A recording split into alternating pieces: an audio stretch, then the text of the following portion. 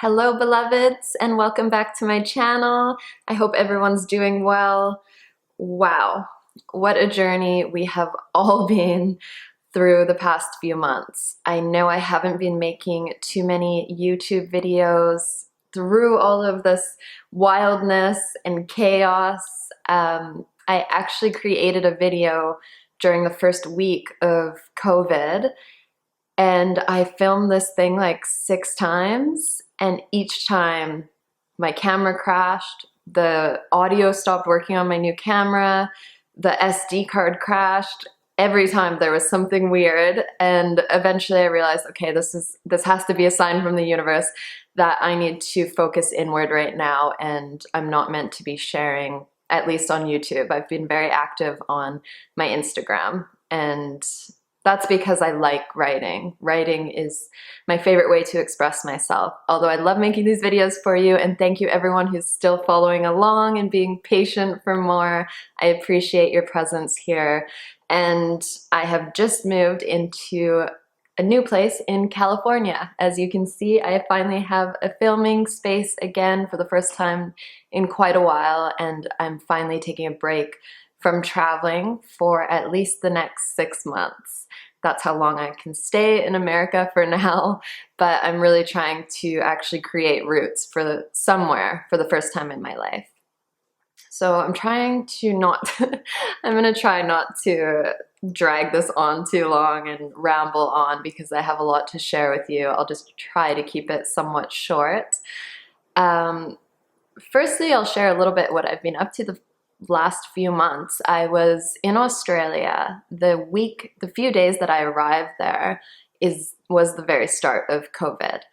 And I had 4 retreats planned, a ton of events, the biggest speaking gigs I've ever done, and everything was canceled the first week I got there. And then I ended up stuck in Australia, which really wasn't too bad because it's probably my favorite country in the world, but I was stuck in isolation there for 3 months, completely alone. And I had just spent 7 months in basically planned isolation to finish one of my books and work on some projects. So I've been in isolation for about 9 months, and now I'm finally getting here and starting to see my friends slowly again and learning how to socialize because I do lose my social skills, but I was doing a lot of online stuff, so I'm not totally awkward right now. So I was in Australia the first couple months. I stayed really motivated. I worked on a ton of projects. I had so much motivation. I just kept it going every day. I was in like a strict routine. I was getting in great shape, just working out lots. And then the last month, yeah, I just hit a wall and I stopped working out. I got pretty depressed for a couple weeks. I was in one of the darkest places I've ever been. And just when I got here as well, back to America, because it's during all the riots, the collective consciousness is so dark and heavy. So it was a lot for me. And I'm slowly making it out of it. I still wake up, some days are harder than others, as I'm sure they are with all of us. I have my own stuff going on, like I lost work for this year and just a ton of stuff. I have been filming a ton of videos, not for YouTube though, for a project I'm working on that I was actually supposed to launch 6 months ago. So because of COVID, it's very behind, but I'm finally announcing it in 2 weeks, and I will be sharing some of the videos on here as well. So after this, I will be posting weekly at least. So I arrived here about a week and a half ago, and as you probably all know, this is during the time of the riots and really shining a light on racism after the death of George Floyd and many others. And this is the time I've chosen to move to America. I'll probably make a video just on this topic because if I get into it, this is gonna become a very long video. I'm just checking the time. Things like this for me make me almost embarrassed to be human. And I have so much hope for humanity. I've been traveling around the world for 12 years and I've seen the work that people are doing. And I see the shift. firsthand. And that's why I do the work that I do. And it makes me proud to be human. Even though there's so much messed up stuff, I see so much love and I see so much beauty and compassion and people giving up their lives to be a part of the change and for different projects all around the world. So I do have hope. I've always had hope. But last month I did lose a little hope. And I didn't grow up around much racism. So I'm educating myself more right now on these topics because I didn't grow up in America where it's a little bit more prevalent. I grew up in rural, it's a weird word to say, rural Canada.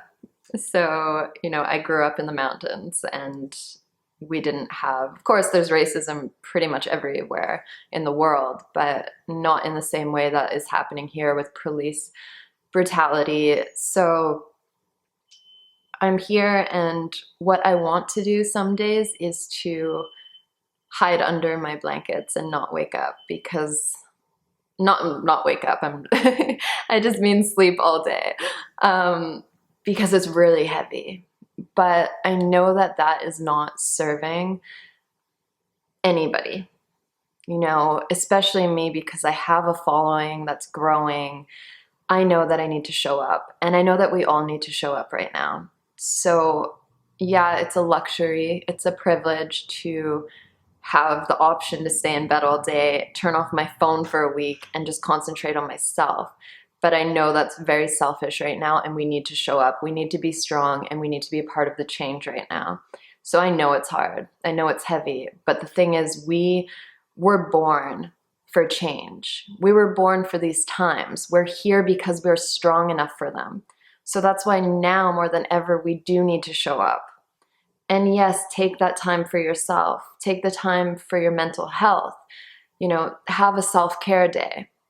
But continue educating yourself. Continue speaking up. Continue donating. Continue signing petitions.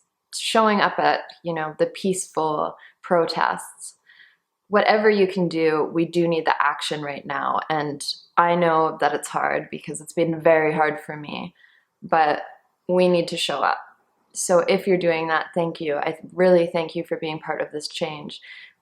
It's an exciting time to be alive. I know it's scary. These past few months have been terrifying at times. They've been very overwhelming, but it's also very exciting that we get to witness and even be a part of possible change. Change in things that have been going on way too long. Racism needs to stop. We can't just talk about it a little bit here and there and know it exists and push it under the rug. It needs to be exposed so that we can change it. And it needs to be changed. This is why I feel embarrassed almost to be human. It's 2020. We have bigger things to worry about. Do you know how it just seems like the lowest IQ and just plain stupidity to me to think that someone is different than you or less than you even because of the pigment of their skin? Can you actually think about that for one moment? That fact, that there are people that believe that because of the color of your skin, which basically means where you were born on this planet, your heritage. Like, what? That blows my mind. When I think about it, I'm just like, how are we so stupid? We're so evolved in so many ways. Why are we still backwards with this? It needs to stop. So please be a part of it. Please put in the action, the work. Please show up right now. And thank you for those who are, and who decide to get out of bed and to do the best that they can right now. It's so easy to numb ourselves and to push everything away, but that's just not what humanity needs right now. So I really honor anyone who is here. And if you're on my YouTube channel, I assume that you're doing the work or you want to. So I just want to take a moment to thank you and honor you for that. The biggest lessons I've learned the past few months that I just want to share quickly. I think my camera's actually dying, so I just want to share a couple things and not make this video too long. I really just wanted to check in with everyone because I am going to be posting more practices and yoga and things, workouts even, things like this, and I just wanted to check in and communicate with all of you. If you comment on this video, I will comment back, and just check in with my community over here on YouTube as well. So yeah, a couple of things that I've learned personally in my life has definitely been patience. That has been my biggest teacher through all of this. Wow. Yeah, being alone for months, overseas where I didn't know anyone, a lot of patience, and really learning how to anchor in and come back to this present moment and find bliss and love in the little moments. Even when I'm inside, I can, be with a plant and just appreciate it and meditate on it and be with my breath. It's really coming back to the simple things right now, finding joy in those moments, because when we're always focusing outside, especially when we're on our phones, it's stressful and it's overwhelming. So I've really learned how to come back to the present moment, come back to my breath, and breath is such a big thing right now. I can't breathe. George Floyd's last words. This respiratory condition, COVID-19, it's all around our breath. The breath is the one thing we cannot live without. So coming back to our breath, coming back to gratitude for our breath, and being present in this moment where I really wanted to be over in California with my dog. I missed her so much.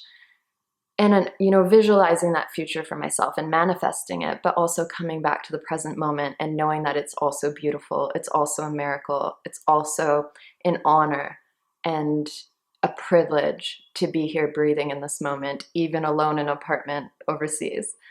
So gratitude, patience, and really non-attachment, but non-attachment in the way of releasing control. So I'm imagining myself floating, flowing, and I'm trying to hold on to these logs. I'm trying to hold on to people. I'm trying to hold on to situations.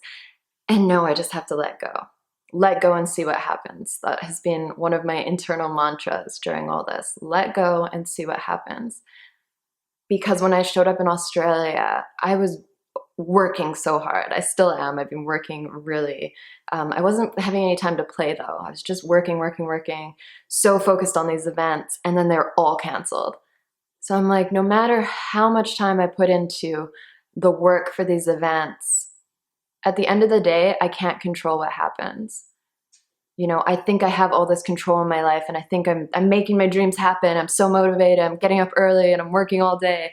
Yeah, that's amazing. It feels really good to have a purpose, but it can all be taken away. So I need to remember how to balance, and that was a big lesson. Also, a few weeks ago, I was in and out of the hospital for a few days. I had both of my nostrils pierced, and one side, which is out now, got insanely infected. Like, I woke up looking like a monster very unexpectedly, because I didn't even feel it when I woke up, and I looked in the mirror and like my eye was covered, so it looked, and my whole face took hours to get it out because the swelling was so strong.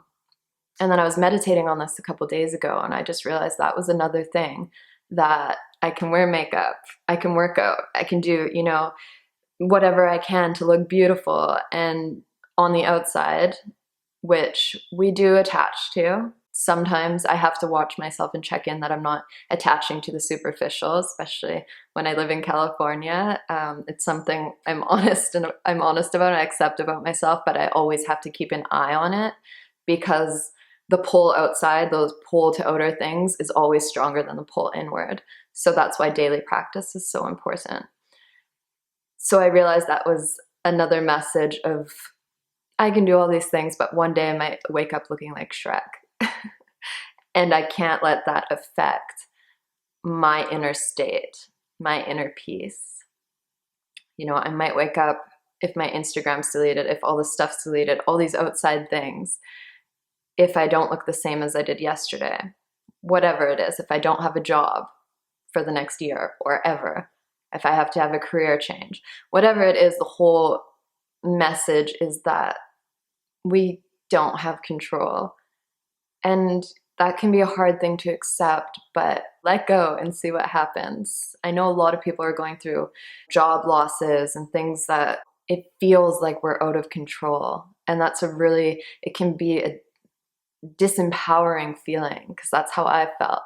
But it can also be liberating. it can also open up space for the unknown. And there's beauty in that unknown. There's infinite possibilities. So now I told you I'm going to ramble on a little bit, so I'm going to get off here. I'm going to be more present on YouTube. And again, I really encourage everyone to please step up right now to share what you can on the topic of racism. We need to show up now more than ever. Yeah, that's about it. My thing's gonna die, so I just wanted to come on here and check in with everyone and send love and send support and let you know that I'm gonna be more present here. So if you have any questions, comments, comment below. Lots and lots of love.